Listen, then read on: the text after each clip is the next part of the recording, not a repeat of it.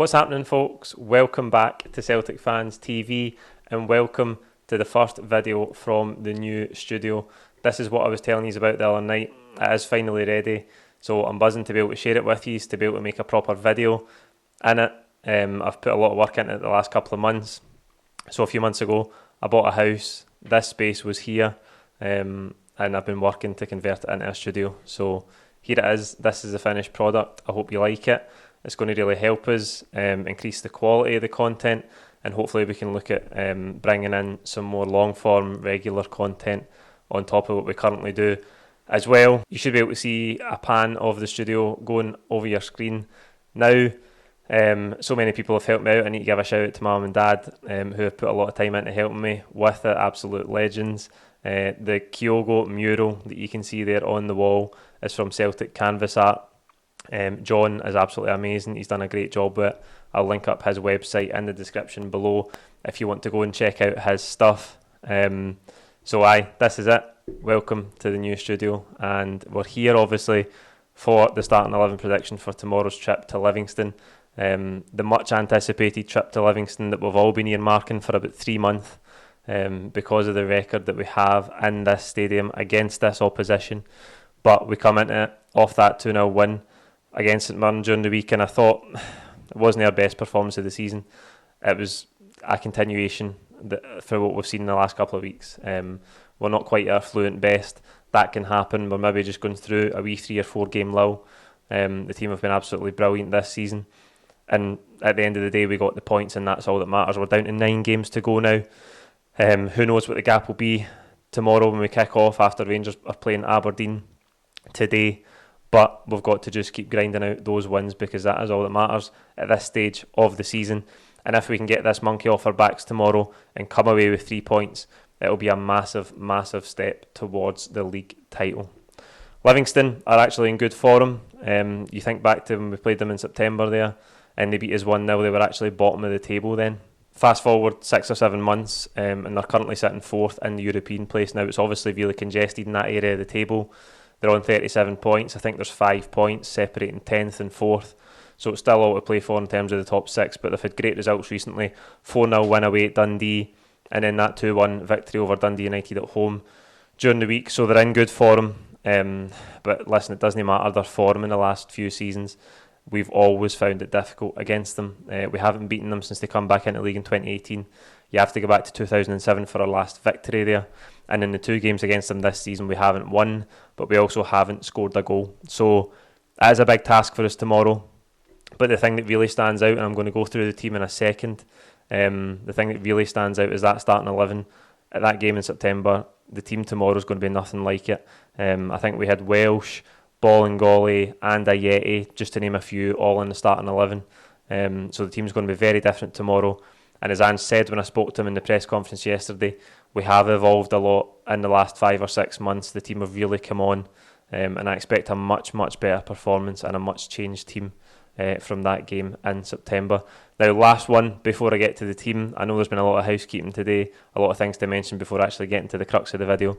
But you can win a Josip Juranovic signed and framed shirt on Football Prizes. I'll link it up in the description below. If you use the code CelticFansTV10, you can get 10% off.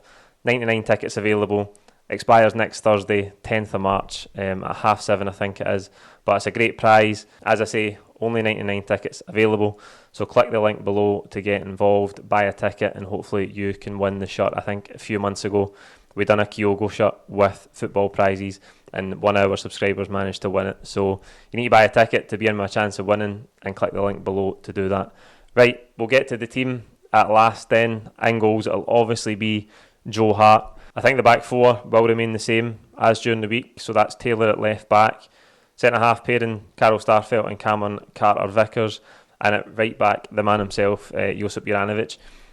I think, obviously, this game, there's been a lot of talk about the changes the manager could make because of the record that we've got there. How can we try and combat what Livingston usually do is? I know that we think left back is a real weakness in the squad, but I think the back 4 will stay the same. We restricted against St Mirren during the week, no shots on target, same as Hibs the game before that, no shots on target. So I don't think the manager's going to make too many changes to the back line Carter Vickers getting a really important goal for us to break the deadlock the other night. He has been terrific. A lot of talk about whether we should bring him in permanently. £6 million, the price tag. A lot of people think that's maybe a bit steep for the club, but you can't argue with Carter Vickers' performances this season. He's been absolutely solid in that defence, and he's been so key in those 16 clean sheets that we've kept in the league. Now, midfield is another one of those areas where people would like to see some changes. I think McGregor will play in the deeper position. There's a debate about whether we should start Beaton or maybe even Ideguchi in there to give us a bit more solidity. Let McGregor move up one, as he did in the second half against St Mirren during the week. He got a crucial second goal for us. And listen, he's good enough to play further forward, Callum McGregor. I like him in that position as well. But I just don't think the manager's going to bring in Ideguchi. He could bring in Beaton, but I just don't think he should, because less than 2 weeks ago, we watched Near Beaton put in one of the worst performances of the season on a plastic surface like the one we'll play on tomorrow. I wouldn't be surprised to see him put Beaton in, but I don't think he should, and that's kind of coloured my decision to go with McGregor in that deeper position. And it might surprise you as well that I think Hatate and O'Reilly will complete the midfield. Neither of the three of the midfield have really been in top form recently. Hatate really struggling. Looks like he is a bit fatigued since that form that he just came in and took the team by storm in the first few appearances. He has had a dip, there's no getting away for that. And O'Reilly as well, excellent when he first came in, hasn't quite been in his top form either. But as I say, that's a theme that's gone through the team. So I think those three will play in midfield. There's plenty of options on the bench. Again, could you say that Vogic, who did well when he came on during the week, deserves a start here? I don't know, because his last few starts he's been really, really poor. He did score at Livingston in that 2-2 draw a couple of seasons back. But I think O'Reilly will get the nod. I think O'Reilly's maybe a bit more mobile than Vogic. Even though they're similar players, I think he's a bit more mobile. And the thing that we have to do in this game tomorrow is match Livingston's desire to win tackles, to win second balls, because if we don't match that desire, if that basic application isn't there, then we'll struggle. And we know that it'll be a battle, because Livingston will make it a battle. They'll defend deep when they have to, but they'll be right up for it as well. And as I say, if we can't match that, we'll be in trouble. So right for the word go tomorrow. We have to be ready for that. On the right-hand side, I expect Abada to keep his place. Again, James Forrest came on during the week. I just don't think this is a game for James Forrest at all. He's probably been involved in a few of these disappointing results at Livingston over the last few seasons. I think Abada, bright enough, he won the free kick during the week that led to the opening goal for Carter Vickers. Driving at a full-back again, which is good to see. He's got to do that. I think if I remember back to that game in September, there's very few times you get behind Livingston when they're playing at home, and there was one or two that Abada had and he didn't make the most of them. Now, that was really early in his time at Celtic. He has grown and he's continuing to develop into what looks like a really good player. But again, across the pitch tomorrow, across the front three, when we're attacking, if we get in behind Livingston, we have to be ruthless. We have to make the most of it, because those openings don't come very often in these games. We've seen it in the past few seasons. On the left-hand side, Felipe Jota got the assist technically. Well, maybe if it comes off Starfelt, Jota doesn't get the assist, but he whipped in the free kick for the first goal the other night. He's another one that's not in his absolute peak form right now, like we've seen him at other times in the season, but a vital player for us. And leading the line, I think it will be Giakoumakis back in the team. I went with him on Wednesday, but he wasn't quite ready yet. Not involved, but I think he'll help us tomorrow. I think his physical presence up there against Livingston, who we know are a big physical team, we don't want to play into their hands, but he just whip him crosses into Giakoumakis, because we know that Obalai and their defensive unit, that will play into their hands in some way. But I do think we need a physical presence in there. Could we maybe see Jota on the right, Maidel on the left, and Giakoumakis through the middle? We could. I'm not really sure exactly what the manager will go with, but I think this is what he'll pick. This is my guess at what he'll pick.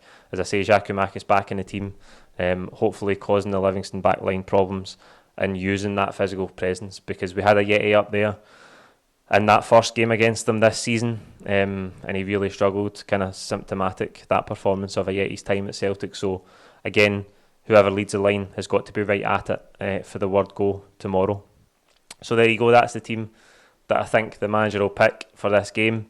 A lot of talk going into it, as I say, about the record. this is a massive game in the run-in. There's a reason that we've all been thinking about it for a few weeks now. We've got to get the 3 points. There's never been a better time for Celtic to get this monkey off our backs with the record against Livingston, away at Livingston. There's never been a better time, and it'd be a massive 3 points for us if we could secure it tomorrow. But like I say, from minute one, we've got to be ready for a battle and then let our quality shine through in the end. Like this video, comment with your own thoughts below. Don't forget to subscribe if you haven't already, so you can keep up with all the content and all the new content that this studio is going to allow us to bring you. And we'll see you tomorrow in Livingston for all the full-time reaction. Cheers.